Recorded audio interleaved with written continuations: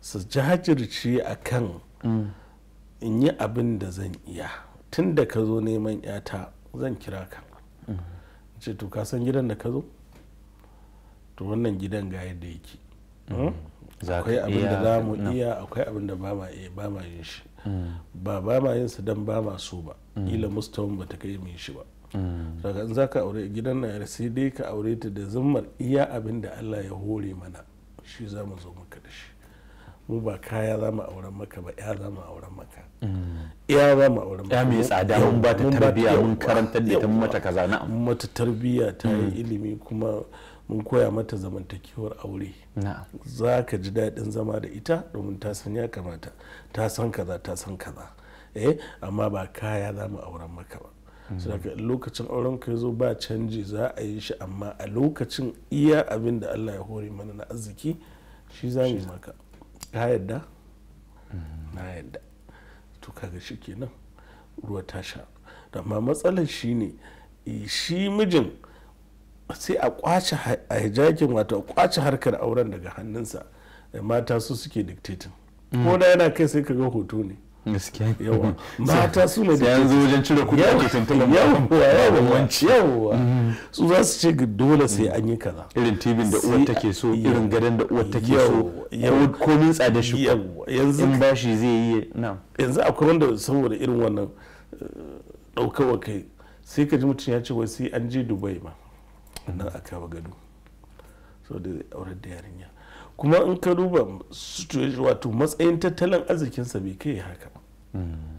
Yanzu ka san kicin ma yanzu shine tashin hankali. Kudin da ake kashewa akan hada kicin yanzu ya fi kudin kayan daki, saboda abubuwan da aka shigo da su na tsirfa iri-iri. Kuma duk a jikin uban za a ce za a tatsa. Wadda kamar lokacin aka yi masa budget ya kalla, dole ya ce a daga. In an dawo ko gidanmu na gidan talakawa, wato za ka ga abin daman ya ma ake cin abinci, abincin da ake ci da bashi ake karewa duk wata. Za ka magana aure wani abu ne da ya bullo, har ma da za ka ce me yasa ba a yi tanadi ba, ina damar tanadin abinci bai gama a lokacin abinci ƙwarya ake ta fama. Inda ka je gidan talaka za ka tarar inda fa ake ɗora abinci sau ɗaya a kullum sai dai su ce alhamdulillah, kullum za a yi kyakkyawan girki guda ɗaya. To wannan gidan dama-dama ne a duniyar talakawa, amma duk shauran kama-kama ne. Ba tabbasi ya fita ya dawo ne kawai, an samu a jika gari a yi kaza diddai ya danganta kama-kama. To za ka ga wannan me zai iya, ta ina zai samu kudin aure. Kuma yanzu ka ce za ka je ka yi reta mafi karanci abin da za a iya saya na wannan din wacce suke na talakawa shine yake farawa daga 250 zuwa 500 kayan katako. Iya kayan katako wannan kenan. Ita kanta katifa, average katifa da suke sa 80,000 ce 100,000 ita kadai. Ka duba wannan, sannan ba a shigo kicin ba, sannan ba a shigo sauran hidima ba.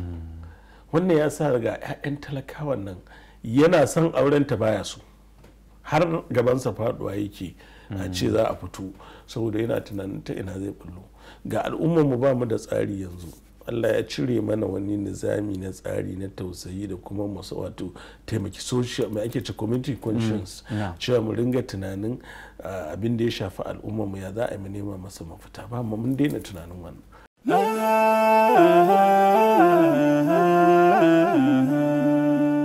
Haske mai leƙa gidan kowa Afirka TV. TV3 tafarkin rayuwa.